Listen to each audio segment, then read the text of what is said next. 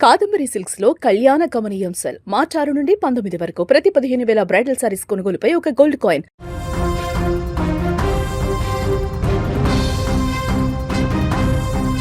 ప్రపంచవ్యాప్తంగా గ్యాస్ సంక్షోభం పెరిగిపోతున్న వేళ హైదరాబాద్లోని హోటళ్లు సరికొత్త రెట్రో ట్రెండ్ను అనుసరిస్తున్నాయి.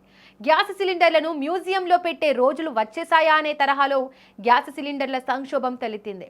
మిడిల్ ఈస్ట్ యుద్ధం కారణంగా గ్యాస్ సరఫరా తగ్గిపోవడంతో మన హైదరాబాద్ చాయ్ బండిలు, హోటళ్లు బ్యాక్ టు బేసిక్స్ అంటున్నాయి.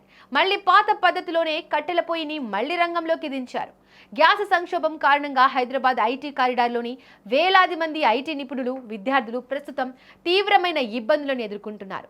పశ్చిమాసియాలో జరుగుతున్న యుద్ధ పరిణామాల వల్ల వాణిజ్య గ్యాస్ సిలిండర్ల సరఫరా నిలిచిపోవడంతో హాస్టల్, వంటశాలలు మూతపడే స్థితికి చేరుకున్నాయి. సుమారు 11 లక్షల మంది నివాసితులు ఈ ఇంధన కొరత కారణంగా ఆహారం కోసం ఇబ్బందులు పడుతున్నారు. దీంతో చాలా మంది కట్టెల పొయ్యిలను ఆశ్రయిస్తున్నారు. కనీస అవసరాల కోసం ప్రస్తుతం కట్టెల పొయ్యిలపై వంటలు చేస్తున్నారు. అయితే వేలాది మందికి సరిపడా ఆహారాన్ని కట్టెల పొయ్యిపై తయారు చేయడం అసాధ్యంగా మారింది. దీనివల్ల ఆహారం మెనులో భారీ మార్పులు చేశారు. దీంతో ఎక్కువ సమయం ఇంధనం తీసుకునే చపాతీ, దోశ, పూరీలను మెను నుండి తొలగించారు. ఉదయం అందించే టీ, కాఫీలను నిలిపివేశారు. కేవలం అన్నం, సాంబార్ వంటి అతి తక్కువ ఇంధనం ఖర్చయ్యే వంటకాలను మాత్రమే వడ్డిస్తున్నారు.